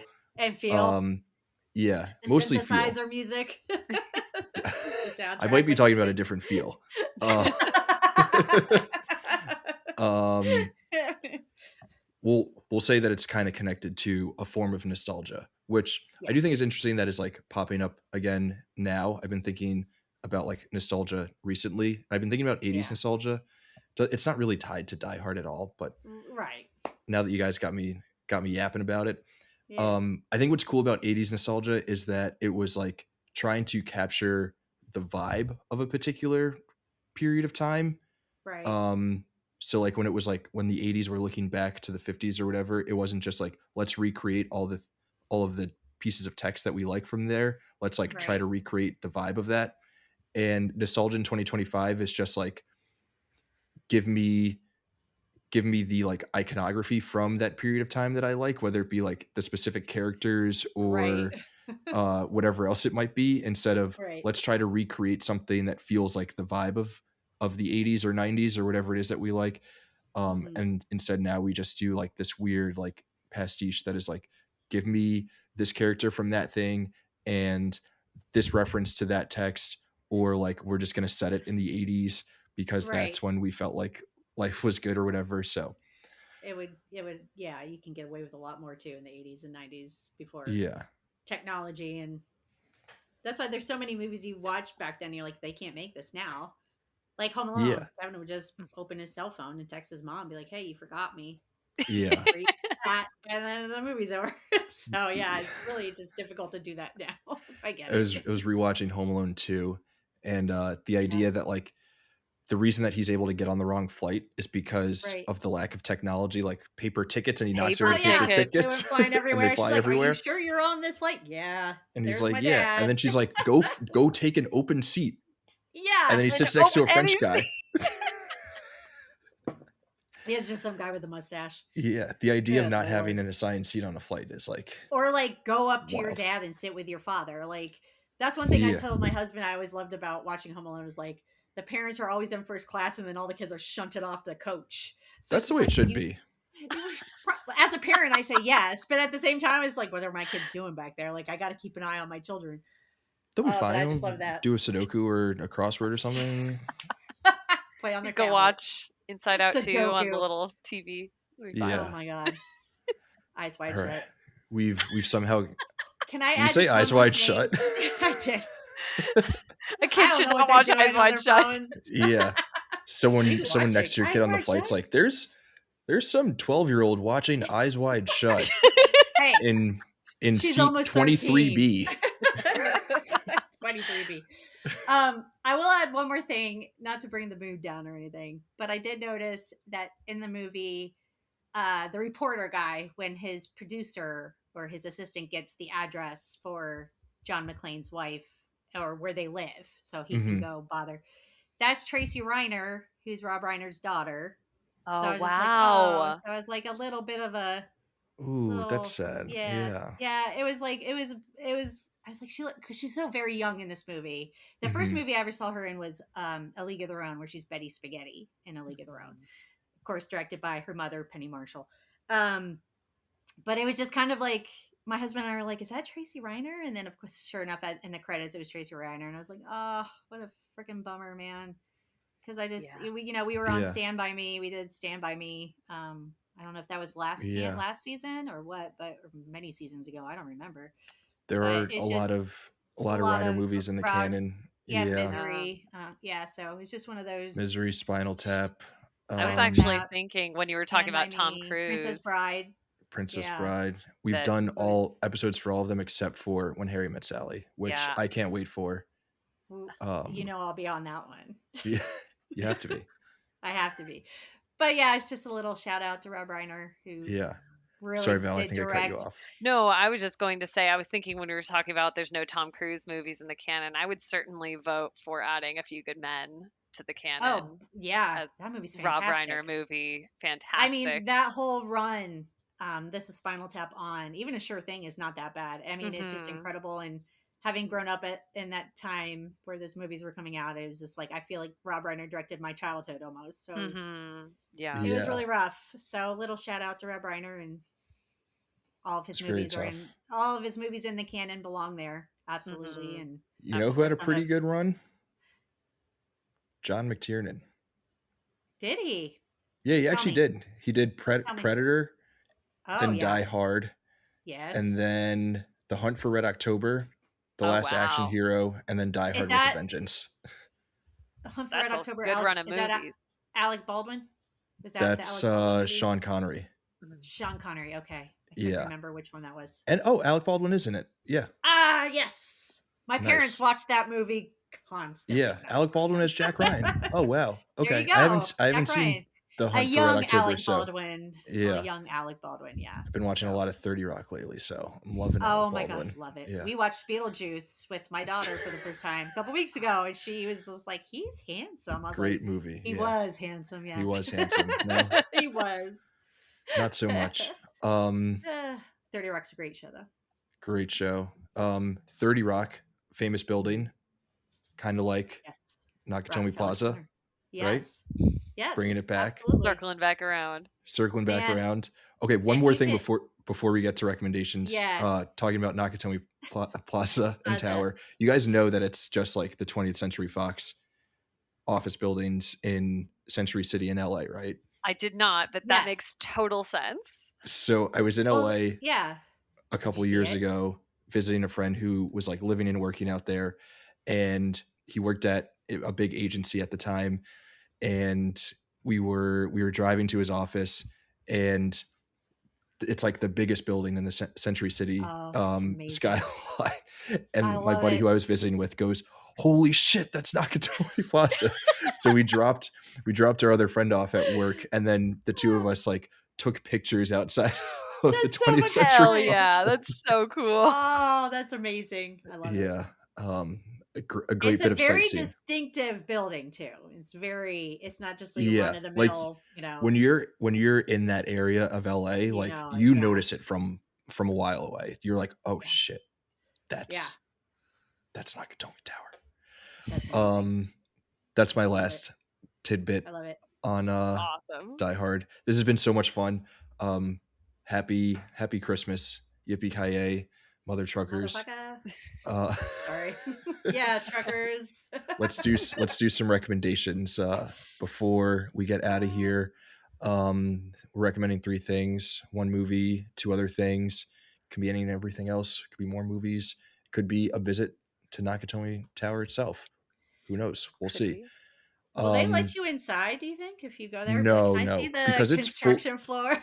it's Where fully John McClane- an Is it office fully? building. Yeah. People Damn work it. there. Yeah, people fully work there.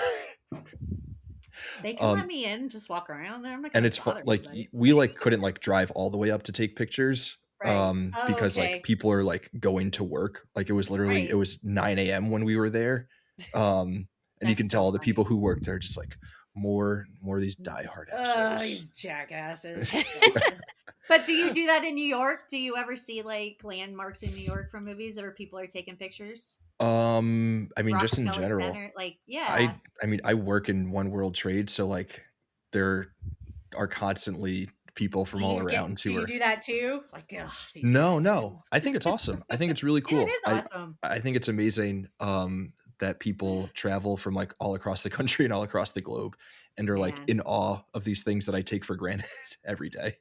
I told my husband this. I was like, my dream vacation someday is I'm going back to New York City because I've only been once, and I'm hitting up all my favorite rom com landmarks because it's all in New York City, and I'm going to do it. I'm going to get pictures. I don't know when it's going to happen. Might not be for another 10 years, but I'm going to do it. You'll Yeah, I see me really out there taking pictures. I do recommend going, even though it's so touristy, to Macy's around Christmas time, just because Oh it's yeah, so decked out and yeah, cool. Just to experience the vibe there is pretty yeah, fun.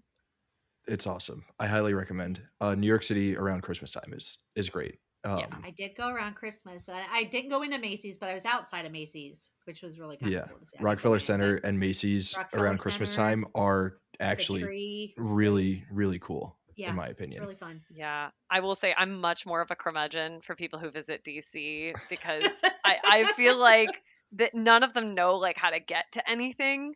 They just sort of It's show true. up and feel like it's Disney World and someone's going to hand them a map and be like, go this way to the Washington Monument. And it's like, no, you need to know where things are. This is like a whole city. But My oldest daughter is going to DC next April with her oh, class. that's They're going to exciting. Gettysburg and DC for a 5-day trip. So Well, she's that's excited about super that. cool. Yeah, It going to Nice. is a all the cool place to museums. visit. There's so It much you can do is. for free. Yeah, That like museums and all that fun stuff. yeah, So like yeah, I haven't even been to every Smithsonian and I've lived here for yeah, a while, but yeah. yeah, there's a lot to do. Nice. Perhaps there will be some museums in recommendations. We Could shall be. see. There could be. There might Um, be. Not from me. for the order, I think we go Val, Ramona, and then Raf, if that works for you Sounds guys. good. Yeah. All So right. Val, whenever you're ready, what is your first Okay. recommendation? I'm really excited about this recommendation actually, because the second I saw this, I knew this would be like a perfect recommendation for this episode. And I actually reviewed this one for the Christmas list because I do believe that this movie, and I think I put it in my write up, that it is a perfect cross between Die Hard and Home Alone. And that Oh. is the movie 3615 Code Père Noël, also known as Deadly Games, Not heard of this 1989. one. This is a movie about a like small boy who's kind of a savant. This movie takes place in France. It's French with subtitles, and a like home invader breaks in dressed as Santa Claus Oh my and god. Ooh, kills his dog like immediately. a little bit of Yeah, John Wick too. Oh my yeah, god. like Oh no, this movie is don't. pretty violent. I think it is rated R. Or no, it's not rated because it's an international film, but Ugh. it's pretty gnarly for a movie. Like what this kid goes through is kind of akin to like what John McClane goes through, and he's like Oh my a god. child. Yeah. Um, this movie's not perfect. It's got like a 59 on Rotten Tomatoes, but I have to say I Eh. loved this movie and would like recommend it without reservation. I just think it's so much fun.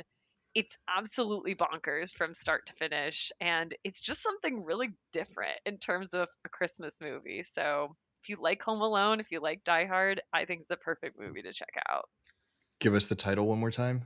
That is 3615 Code Père Noël, or Deadly Games is the English title. Renee Manzour Interesting. is the director. I'll just Nice. fast forward through the dog death. I can't watch Yeah, Yeah. it's done in the dark. It's very clearly that. like not an actual dog. It's like a dog, stuffed dog, and but still, I was Yeah, like that's shocked tough. that they did that in a movie starring like an 8-year-old. But I'm putting it out there in case somebody would not want to watch it because of that. It does happen in Yeah. like the first 10 Yeah. minutes of the movie. The French are wild. It's the ending is also like left me like mouth jaw on the floor. Like it's a bonkers movie. Nice. Sweet. I love that. Yeah. That's for the sickos up there with Eyes Wide Shut. Eyes Wide Shut. Have a double. I think Yeah. Eyes Wide Shut is more for sickos than that, but y'all have to be the judge of that. Love it. Romona, what's your first one? Okay, I'm going to go with a 2022 action movie that I saw on my birthday, and I loved it. And it is called Violent Night, Oh, starring David Harbour. it's so good. He is Santa Claus, very cynical, lost a lot of hope and faith in humanity. He's decided to hang up his boots after this Christmas season. And some mercenaries decide to break into a very wealthy family's compound, and Santa happens to get stuck there and's got to take out these bad guys if he wants to escape and save the family inside, including a really cute little girl that he bonds with. So it's a really fun movie. It's like freaking Die Hard if John McClane was Santa Claus I and love it. John Leguizamo was Hans Gruber. Although I think his code name, I think in this movie is Scrooge, which is amazing. Yeah. So there's so many bloody deaths, and it's just Santa trying to work his way out of the situation he's found himself in. I loved it. I thought it was hilarious. I thought David Harbour was a brilliant Santa Claus, which I wouldn't have thought initially, since I just know him from Stranger Things and I think Suicide Squad for 5 seconds. So yeah, so I would go with Violent Night if you want a more Christmas movie than Die Hard. Then I would go with Violent Night because you got freaking Santa Claus. So there you go. So that's my recommendation. Yeah, hard to say that that's not a Christmas movie. Exactly. I heard that movie was fun. It is fun. It's really fun. And you want to watch Christmas movies more to become a more positive person, or positive about movies? Watch this one. You'll get your Die Hard fix. I'll get and my Die Hard also fix. Christmas cheer. I love it. Absolutely. Yeah. I think I'm also going to recommend a movie for my first one. Although it's not a Christmas movie. We were talking before about how there are a lot of movies that are derivative of Die Hard, and I do think that there are a few good examples. And this isn't a movie that I've always loved, but I do kind of appreciate it, and I feel like a lot of people do love it. We did talk about it a little bit before, but I do think one of the few examples of a good derivative of Die Hard is Adam McKay's The Other Guys. Yes, I love That's that a great movie. It's so much fun. So funny. It is kind of in a way a take on Die Hard. I can see that. Death pop. Yeah. I can see that. Yeah. Yeah, and it's like that movie's like the perfect middle ground between like Talladega Nights and Step Brothers Adam McKay and Vice and Don't Look Up Adam McKay. Yeah. It sits right in the sweet between. spot. Yeah. Yeah, that's true. That's exactly I agree. Right. It was right before that was his movie right before The Big Short. And I think The Big Short's great. Big Short's a great Yeah. movie too. What happened, Adam McKay, that you made Don't Look Up? I'm so Climate mad anxiety. Anxiety about everything. Broke his brain from movies. Anxiety in general. Broke his brain. Yeah. From I respect and admire his climate activism, but I wish it didn't take away from his ability to make a good movie. Amen. And with that, Val, we'll kick it back over to you. Okay. So I was thinking about other action things. So this is a video game, as I am wont to recommend. Other action heroes that to me kind of hit that sweet spot of being very charismatic and very interesting as a character, along with being an action hero. So immediately I thought of the character Leon Kennedy from Resident Evil. So I am going to recommend Resident Evil 4, which the fans of the franchise will know is one of the best games. It is a lot of fun. Leon Kennedy is a great character, and I'm really excited that he's coming back for the new Resident Evil game in 2026. Nice. A lot of John McClane energy, a lot of wisecracking. Yeah. Fun guy. If I was thinking while rewatching, I was like, this movie really would lend itself to a video game recommendation. So I was hoping, Val, that you would have one because I couldn't think of anything. But like this movie does kind of play, it like naturally plays like a video game. It does. Yeah, it does. Yeah. It does. I might even have a second video game recommendation. I'm still making up my mind. Exciting. Did they ever make a Die Hard game? They I'm, sh- did. I'm sure they did, Yeah. but it's probably bad because for a Yeah, it's while like an in like the 80s. 80s, 90s, Is they it did a like lot of like Nintendo? shovelware movie ripoffs that weren't like very good. Oh, gotcha. So I I think would assume, I'm pretty sure they did one for Die Hard. yeah, I'm That looking probably it up. wasn't very good. But while Val is thinking about what her third recommendation will be, Ramona will kick it back over to you. My next two recommendations are sticking with the Die Hard theme, and this one Nice. is a television episode, and Mm, it's from Brooklyn Nine-Nine, which is one of my favorite TV shows of all time. I watch it almost every night before I go to sleep. If I'm not in the mood for Golden Girls, I'll watch Brooklyn Nine-Nine. And great this show. is season 3, episode 10, Yippee Kayak.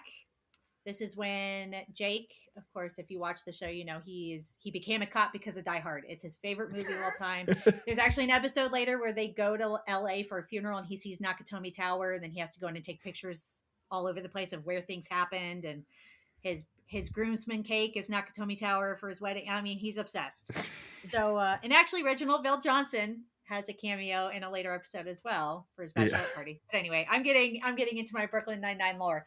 So this episode is when Jake is doing some last minute Christmas shopping. It's a Christmas episode, and he takes Boyle and Gina with him to this department store, and it ends up being robbed by Canadians. Sadly, he's very upset that they're not German or Russian, but they are Canadians, and he and Boyle have to kind of take down these Canadians and help the people who have been taken hostage. So he calls it his real life Die Hard, and he's very excited about it, despite the fact that there are hostages and robbers and thieves. And Yeah. but it's really funny. He's writing down their names on his arm like John McClane did, and yeah.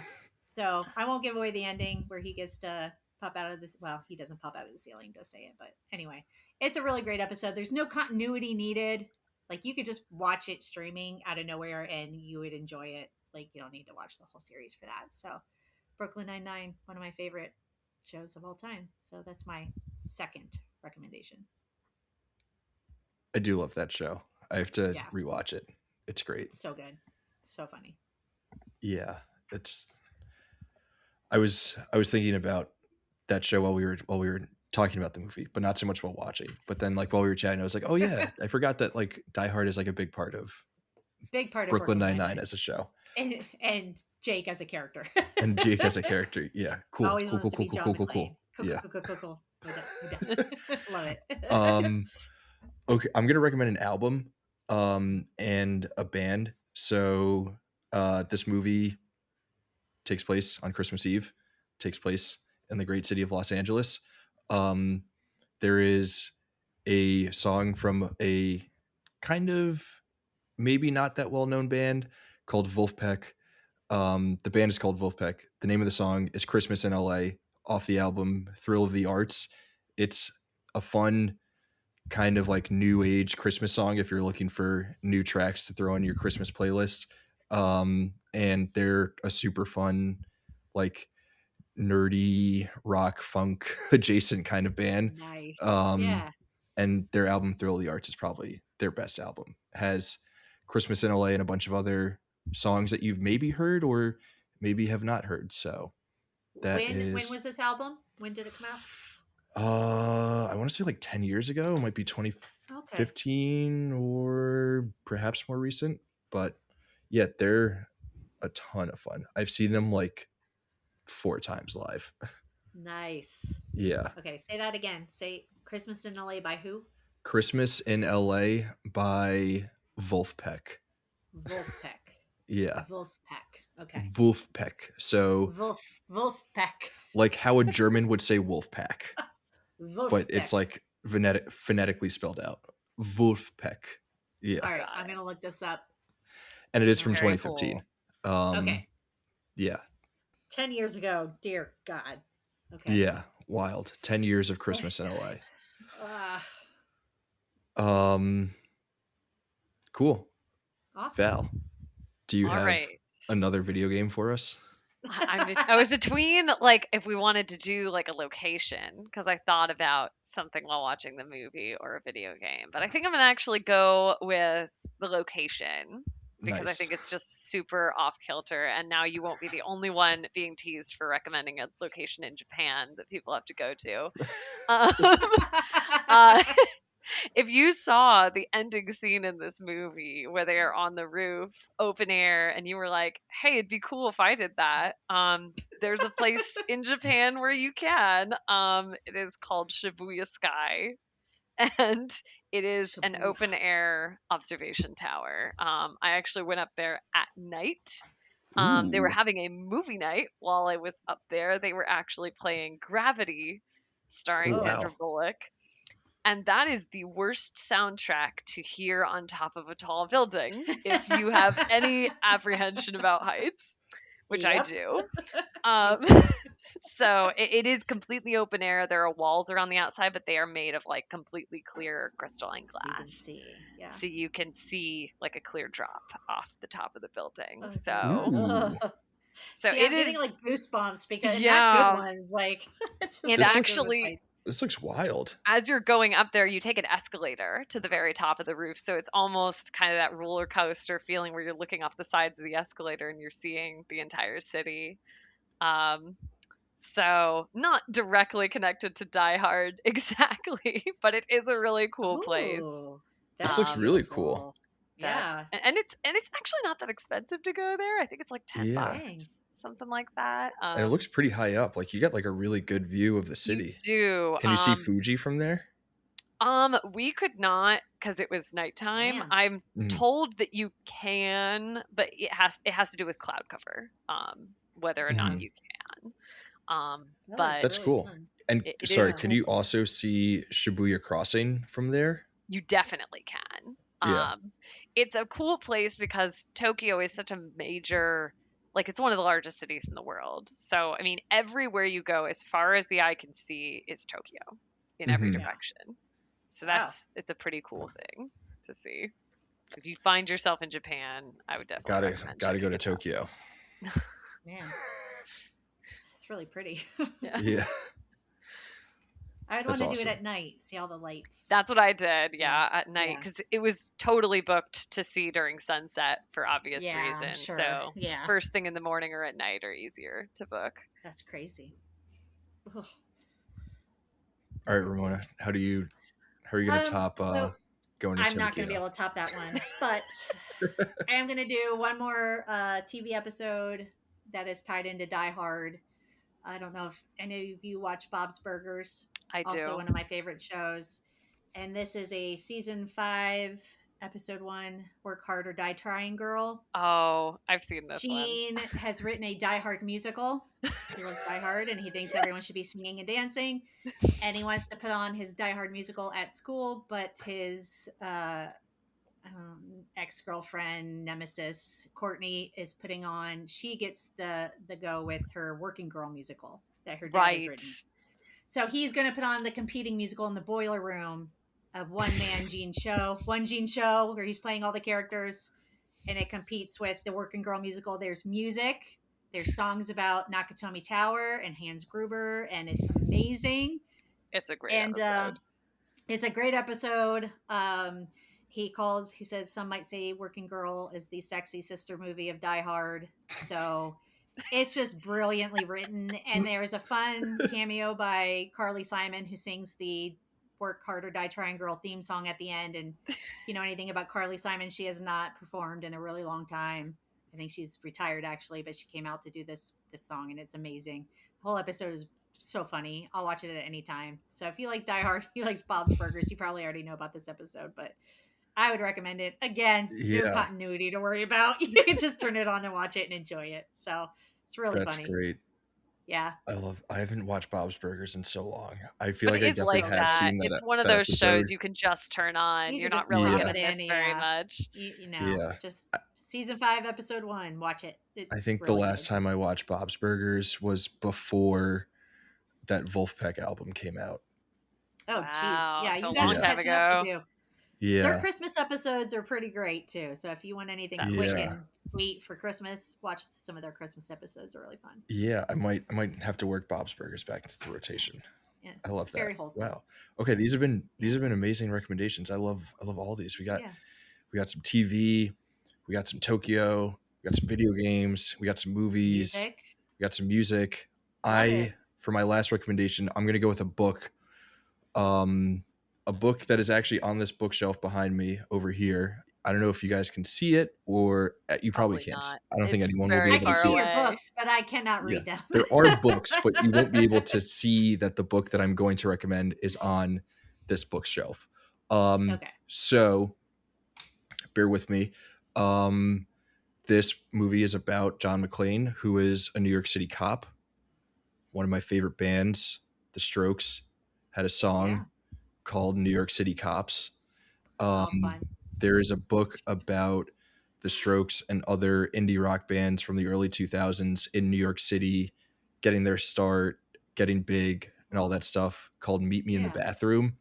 It's one of my favorite books. It's like a really cool format because it's just like clipped quotes from interviews with all the different like characters and people who are interviewed for the book. So it's not just like the writer like writing down like, and then this happened, and then these guys formed here. It's just different pulls from all the interviews to tell the story, which is like a really fun. It makes it like a super fun, quick read, and you're hearing directly from people involved and people who are like around the stories and stuff like that. So if you like New York City Cops and you like the song New York City Cops by the Strokes, check out Meet Me in the Bathroom. Nice. I've never heard of that one. Yeah, very cool. It's a ton of fun. Check it out. Romona and Val, thank you guys again for joining. Season 6, that's a wrap. We made it through 6 seasons. We have made it through 2025, and somehow the canon has not yet been canceled. By all accounts, we are going to be renewed in 2026 with season 7. Should be coming in early 2026. We don't know how many episodes they're going to be. We don't know what the episodes are going to be, but the team will be working diligently behind the scenes to make sure that we are back and better than ever with a new season. I'm sure both of you ladies will be back because it's always a pleasure having you both on. Anything for folks to look out for on the website that either of y'all are working on?